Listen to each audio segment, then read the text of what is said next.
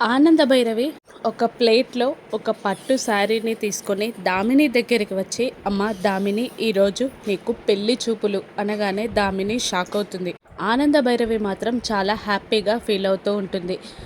దామిని ఆనంద భైరవికి సమాధానం చెప్పలేక మనసులో ఇలా నలిగిపోతూ ఉంటుంది. సుందరం విషయం ఇంట్లో వాళ్ళకి నేను ఎలా చెప్పాలి అని ఆలోచిస్తుంటే ఈ నస ఒకటి నాకు మధ్యలో, ఈ గోల్ ఒకటి అని దామిని మనసులో తిట్టుకుంటూ ఉంటుంది.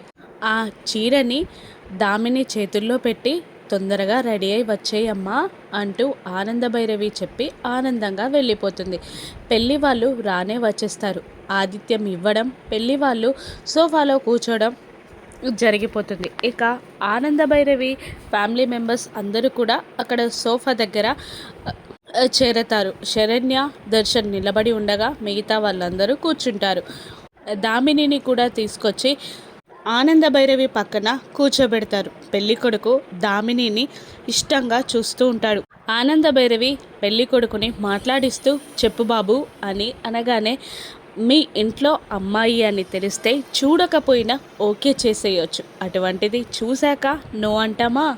ఈ పెళ్ళి నాకు ఇష్టమే, దామిని నాకు నచ్చింది అని పెళ్లి కొడుకు ఆన్సర్ చెప్పగానే దామిని షాక్ అవుతుంది. పెళ్లి కొడుకు మాటలకి లీలావతికి, ఆనంద భైరవికి, శరణ్య, దర్శన్, రోహిత్, ప్రీతిలకి చాలా హ్యాపీగా అనిపిస్తుంది. కానీ దామిని మనసులో ఇలా అనుకుంటూ ఉంటుంది, వామ్మో, ఈ పెళ్లి చూపులు ఇష్టం లేదని చెప్తే అమ్మ ఎందుకని అడుగుతుంది, ఏం సమాధానం చెప్పను అని ఆలోచించుకునే లోపే ఆనంద భైరవి, అమ్మ నీ అభిప్రాయం కూడా చెప్పు అని దామినిని అడిగేసరికి దామిని ఏం చెప్పాలా అని ఆలోచిస్తూ, నాకు ఈ పెళ్ళి ఇష్టం లేదని చెప్పేస్తా అని మనసులో గట్టిగా దృఢంగా నిశ్చయించుకుంటుంది. దామిని నాకు ఈ పెళ్ళి ఇష్టం లేదని గట్టిగా పైకి చెప్పగలదా?